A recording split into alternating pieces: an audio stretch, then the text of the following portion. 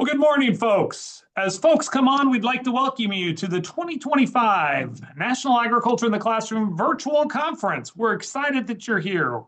We have over 400 people registered. We're going to let people come in as we begin our keynote session, our keynote chat today with author Shannon Anderson. So give us just a minute and we'll get started as more people come in. But again, welcome to our virtual national conference. We are just a couple of weeks away from our in-person national conference, and our host from Minnesota, Sue Knott, told us that they're experiencing fall in Minnesota right now. She said it was a lovely 64 degrees.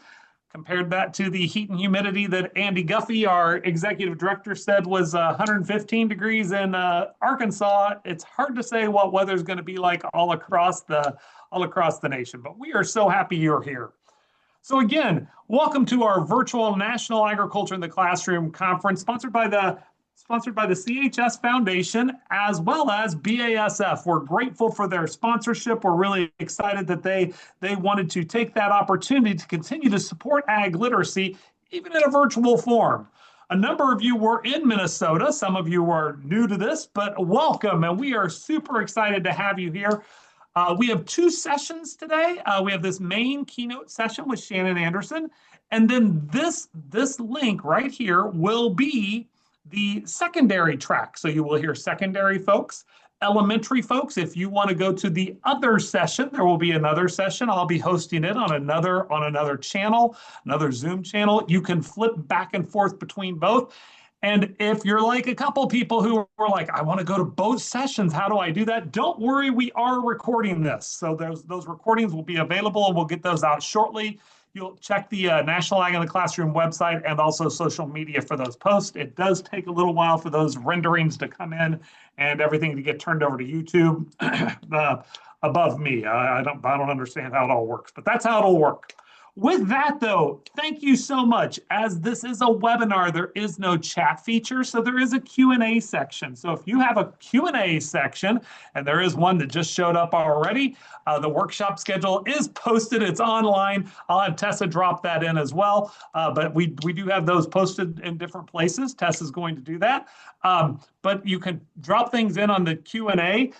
We do have a number of guests, but we're going to get started with our keynote address. And Shannon Anderson, she's a native of Indiana. However, she's in Connecticut now. So Shannon Anderson was at the National Agriculture in the Classroom Conference. She's an author, and she's got a brand new book out called I Love Blueberries, From Feeding Minds Press with the American Farm Bureau Foundation for Agriculture. Some of you might remember she also had one called I Love Strawberries. So we've got the whole berry theme. And those of you looking really closely at your screen, you will notice she is wearing a blueberry dress. Not to be confused with her strawberry dress. But Shannon, we are super excited you're here. You do have a session coming up about blueberries in our elementary session, the first one up. Talking about hydroponics. But let's talk a little bit about blueberries now. I don't want to give too much away, but talk a little bit about this book and what made it so exciting, and why did you pick blueberries? Well, I picked blueberries because in Indiana, anyway, where I am from, born and raised, I used to grow strawberries. I had a big strawberry patch, and during strawberry season, in Indiana anyway, it's around June, and then the beginning of July is when blueberry season starts. And so I had this idea in the strawberry book to end it with her getting excited about a new fruit. So her mom takes her to a blueberry farm, and then she's excited about blueberries. So it just so happens that when I wrote that story, if you've read the strawberry book, you know that she details everything in her diary of things that are going on, and you see the dates, the actual life cycle of the strawberry plants growing. And I just arbitrarily picked July 8th as the date that she goes to the blueberry farm. And I didn't even know that that was National Blueberry Day. So that was a happy surprise when I found that out, because it was after the book was turned in. But yeah, I mean, I've always loved blueberries, and I've grown a couple of bushes myself, but I've now moved and I have to start all over. But I just thought it would be a good next step for Jolie to try to grow something else. So now, not your first venture. You've got both strawberries and blueberries, but you're an author of a number of other things. Let's talk a little bit about your previous background, though. So, what brought you into writing books? Well, I mean, if we go way back, it was way back in fifth grade that there was an author that visited my school in elementary school. And I was just really inspired that here was this person, and I loved writing. Like, I was a diary keeper myself. I was always writing in diaries. And she had a school-wide writing contest leading up to her visit, and it just so happened I won. And so when she came to visit our school, we were all sitting on the gym floor, and she called my name, and I got to come up and get a copy of her book, and she gave me back the one I had submitted. And that just kind of was the first seed that was planted. And then from there, as my high school job, worked in a public library, and I worked in the entire downstairs, and that was the children's area. So when the children's librarian left every day at 4, I came in after school, and I was the children's librarian from 4 to 8. And I just fell in love with kids' books all over again and started to kind of dream about how cool would it be to someday have a real book on a shelf like this. And I was still keeping a diary. I mean, I still do today. And I had written in my senior year diary that someday I wanted to be an elementary teacher and write children's books. So I had set those goals way back then, my senior year. And then I did go to college and become a teacher. I taught for 25 years. If you count college, I taught even more than that because I taught at the college level as well. But while I was teaching, I started learning about how to write books for kids because, I had that other goal there that I wanted to go for. I'm kind of like, I based Jolie loosely on me, that very determined. And when you set a goal, you go for it. So I started learning about how to write books for kids. And then I finally started getting some books published. So, tell us about your first book. What was your first book? My very first book was I Am Not a Pirate. It's not in print anymore, but it's about my daughter Maddie because she had to wear an eye patch for 3 years because she has amblyopia. And so she wasn't very excited about wearing that patch. And she certainly wasn't excited when people would call her a little pirate. So the book is called I Am Not a Pirate, and it's how she got through that patching experience with a sense of humor.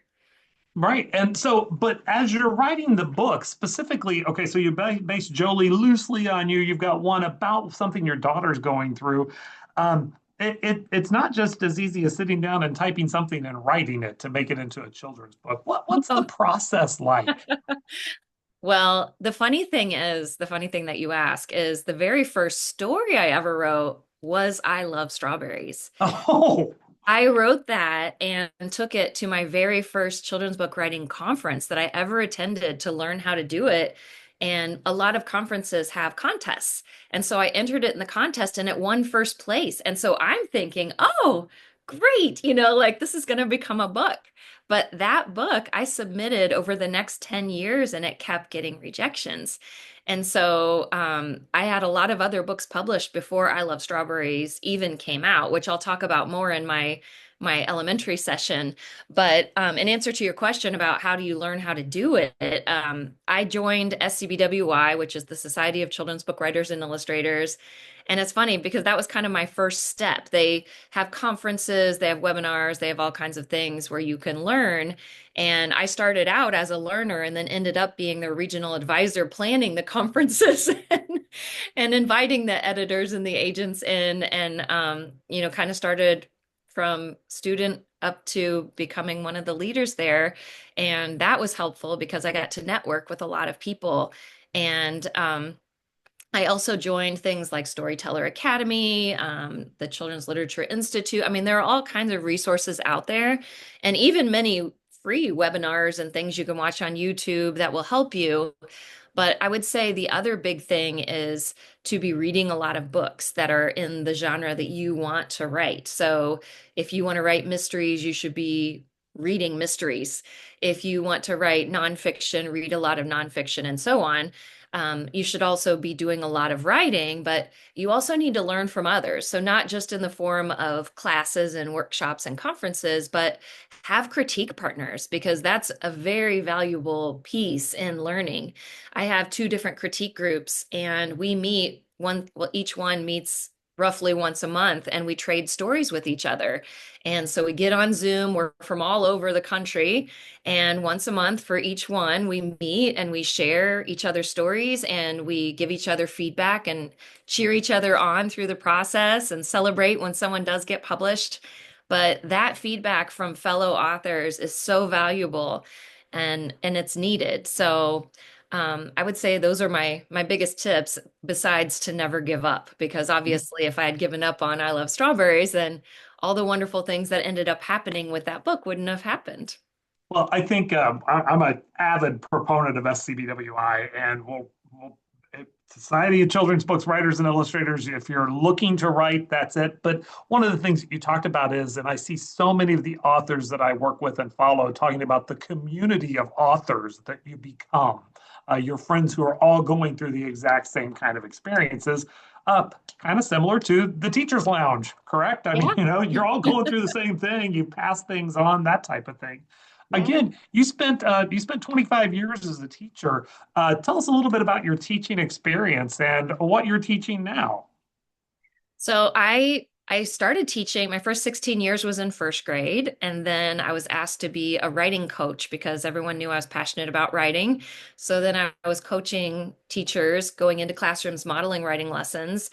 I did that for 4 years, and then I missed having my own crew. And so when there was an opening in third grade, I asked if I could go back in. And so then I taught third grade for 5 years. I was also, during all of that time, the gifted coordinator. So I for the gifted program at the worked for the gifted program at the corporation. So identifying gifted students and also figuring out service models for them. And I also went through certification to become a brain coach. So I've learned a lot of neuroscience and things behind how we learn. And that kind of leads me to a lot of what I do now. I write and speak full time. I mean, last year I actually was a professor full time at my alma mater for my undergrad, but I write and Well, speak go ahead and give a shout out. Where was that? Franklin College, Franklin. yes, Okay. in Indiana. And now I get to go, like right now, I'm in my hotel room in Connecticut because I was presenting at a gifted teacher conference. Well, I mean, for gifted students. But I do that and I go around and I go to schools and I do professional development. I do author visits. That's one of my favorite things to do.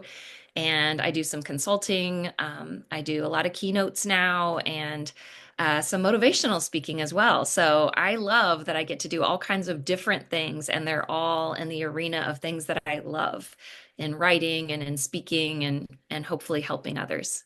So when you meet someone for the first time and they say, "What do you do?" Where do you start with? Where do you go? What's your answer? Yeah, that's hard.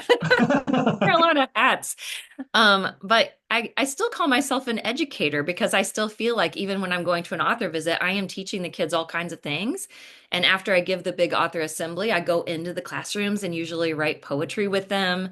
I'm also educating teachers now, like just like I was coaching teachers when I was in my school district, I'm coaching teachers now just all in all different states. I'll be in Texas next week doing some professional development for teachers there. And I love that I get to go all over and share, especially about writing. But most of my books are social and emotional themed in some way, whether it's about perseverance, like I Love Strawberries, or I've written books on growth mindset, perfectionism, underachievement, kindness, all kinds of things. So I love to do sessions on social and emotional learning, but mostly on writing for kids because a lot of kids don't love writing. And that just breaks my heart because I've always loved writing. And a lot of teachers don't feel confident teaching writing because in my generation going through school, the emphasis on writing for us in school was the length of it and the grammar and the spelling. It wasn't about the craft of writing and making it interesting or creative or bringing in some emotion. And the other thing is, in college programs, teachers don't have a methods of teaching writing class. Isn't that crazy? There's a methods of teaching science and math and literature and even art, music, and PE, but they don't have a methods of teaching writing class. So a lot of teachers don't feel comfortable teaching writing. And so I wrote a book for teachers teachers called Writing from Scratch. And I'm now going all around and helping teachers to feel comfortable writing and to give them some of my favorite lessons that they can use to get kids excited about writing. So that's kind of what I do now. And go all over doing strawberry and blueberry festivals, library programs, Farm Bureau programs, Ag in the Classroom, summer things. It's great. I love it. Well, that's really cool. I like that aspect of the teacher in you that stays there. So I Yeah. can't remember. I was going to try and pull up your website at the same time, but I do know that teachers featured prominently on your website. So I like how that all links. So one of my writing questions. This is new, not on the script. How do you write? Are you a paper and pencil person, or are you a computer Do person? start out paper and pencil, yes. And then once I feel like it's got a good skeleton to it, then I move it to the computer. But yeah, I like to just be scratching things out and making lists all over the place on the edges of the paper and eventually move it to the computer. Right. So let's talk about some of the other activities that you've done, and you're kind of doing it here. You're featured on a TED Talk. Oh, I think that's fascinating, and it's a great. You've hit some of your key points. So you've done this 25-minute thing before, but tell us a yeah. little bit about what it was like giving that TED Talk. Well, I felt like if I want to be a speaker, I need to have like a sample of my speaking in some way. And so I thought, well, what better way than to have a TED Talk because then that's on the internet and people can see it and use it. And I wanted it to be about something I cared about. And so my TED Talk was called Manifesting What Matters. And it's all about figuring out our life purpose and then taking that. And then with the brain science that I've learned, like things in our brains help us once we've figured out what to focus on, what we focus on, as your energy flows to where your focus goes. And your reticular activating system helps you to filter through and focus on those things that are important to you, that are your goals. And then from there, I can help people to take those goals and set baby steps for action to make those happen. And then I talk a lot about the things that may keep us from those goals, like fear of failure, imposter syndrome, all of those things, and how to combat that. But the process of getting the TED Talk was pretty difficult. I read both books about TED Talks, the big ones that are out there, and I was watching countless TED Talks. And then what you have to do is you have to find these different TED Talks and you have to apply. So each one has a different theme. So of course you want to apply at ones that have a theme that you feel like you can speak to. You have to send audition videos. You have to do Zoom interviews. It took a year and a half before I finally landed a spot to be on a TEDx. And so that was at Michigan State University. And your talk is basically like 10 to 15 minutes. I mean, that's it. And I've never practiced for something more in my life. And I do a lot of speaking that is like full day PDs and things, but that 10 minutes, I'm telling you, it was intense. And so it's a great experience. And now I have a little speaking sample and I've heard a lot of high school teachers use it because it is about like figuring out what is it you want to do with your one life that you have. And I think that's not only important for students of all ages, but also for those teachers and in that Yeah. audience. Again, you mapped it out, and in your talk, you talk about I wanted to teach and I wanted to write. So Mhm. I think those are really important. But then I give a chance here. I got a couple questions. Where to find that kind of stuff? I'll let you give the plug for your website. You want Oh, to put it out there. So a couple folks that want to know more about the writing, those kind of things, you can find it at our website, which is ShannonIsTeaching.com. Shannon is teaching, two N's. Shannon is teaching, oh, well, three N's total, but two in a row in the middle there. ShannonIsTeaching.com. So check that out with Shannon Anderson. She's our author today, joining us, the author of I Love Blueberries. Now, this is not your, you were at the National Ag in the Classroom conference earlier back in Minnesota. Not your first experience, but tell us a little bit about that Indiana connection to agriculture and your education. What do you know? And you mentioned going to festivals and those kind of things. The importance of ag in the classroom from you as a teacher and as an author. Yeah, well, I had a wonderful Ag in the Classroom volunteer come into my classroom when I was teaching, and I thought it was amazing that here are these people coming in, and it's no cost to the teacher, and they're amazing lessons. And there are so many life lessons that we can learn from. I mean, it doesn't matter if it's a berry or a vegetable or you're learning about animals, it's all really valuable information for kids to understand and to know where their food comes from and how it gets to the store in the first place. And to then actually the science and the nutrition that teachers can then expand on from those lessons to teach their kids and grow things in the classroom, or if they have a classroom garden or greenhouse, like to be able to take those lessons that the ag in the classroom people introduce, or if teachers introduce them themselves. I think those are great experiences for kids. Right. And so you've done the teaching, you've done this kind of stuff. There's some other highlights too. And this is one that is on the website. I think we just have to talk about because I find it amusing. You're a contestant on a game show too. Tell us about Lucky 13. Oh my Wasn't goodness. on your bucket list. No, it wasn't. It was very random, and I thought it was some kind of scam. Someone contacted me through DMs on Instagram and said they were a casting agent for a game show. And I was like, "What?" And they said they thought I would be a fun contestant. And I was like, okay.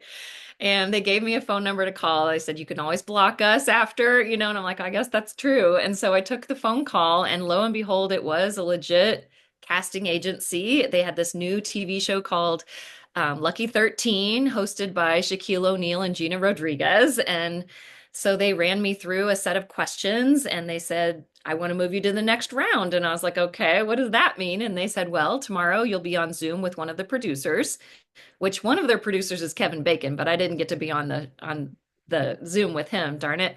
But then I had to go through questions with them and they said, we're moving you to the next round. And then another set of Zoom questions. And then finally they said, you're on the waiting list. So just make sure you have these 2 weeks open because you might get a call to take off and go to Vegas to film this.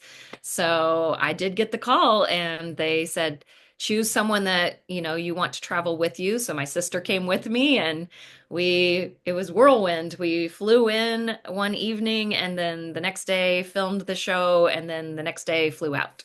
So Well, I know you didn't get to meet Kevin Bacon, but another thing on your webpage is Ryan Reynolds read strawberries. So tell us a little bit about that. That's pretty yeah, cool I didn't too. get to meet Ryan, another darn it. But yeah, that was such an amazing surprise. I remember Julia Recco, who was the one that acquired my story, I Love Strawberries, at Feeding Minds Press. She told me one day when we were at a conference together that there was a possibility Ryan Reynolds might be reading I Love Strawberries on his TV show, Bedtime Stories with Ryan. And that she would be sending me an email that I needed to sign. And it was basically a legal document saying that I understood that I wasn't going to be compensated if he reads it. I'm like, are you kidding? I don't care. I'll pay him to read it. And so I'm like, yes, yeah, it's absolutely fine if he reads it. And there was no guarantee he was going to read it though. So every night I tuned in to Bedtime Stories with Ryan and let him read me bedtime stories, which was not a bad thing. And on the 13th, I think it was the 13th episode. That must be my lucky number, I guess. And lo and behold, here he is reading. He reads 2 stories per program. And I saw him as he's sitting in his chair in his pajamas. He's reading these stories to sheep and putting them to sleep. I saw him pull up my book and I was like, oh my gosh. So, yeah, happy tears. And I got to watch him read the story and it was amazing. This close to Kevin Bacon, this close to I Ryan know. Reynolds. I But know. when you met Shaquille O'Neal, you came what to? I mean, Oh, he gave me not a big bear his hug. I waist. was this close. Well, again, folks, we're joined by Shannon Anderson. She's an author. She presented at the National Ag in the Classroom Conference. She's going to present here in a couple minutes on I Love Blueberries, making that link between blueberries and hydroponics. We're going to talk about the ag connection, and you can't go wrong with an author that presents in a blueberry dress. So we've got that. She's also the author of I Love Strawberries. It's been so great to meet her. Shannon actually signed lots of books at our author session at the National Ag in the Classroom Conference.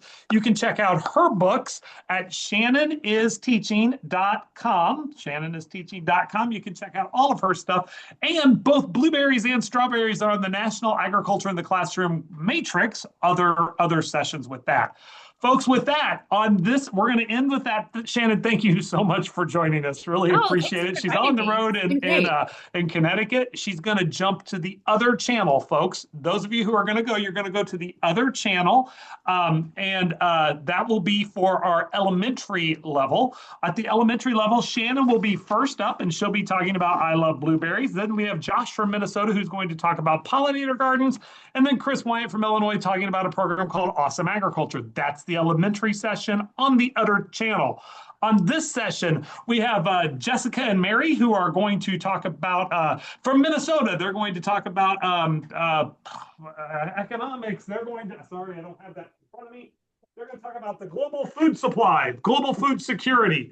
Then Andrea Gardner from InCal is going to talk about the environmental cost of food. And Tessa Matuzak will be talking about Journey 2050. That's on the current channel that you're on.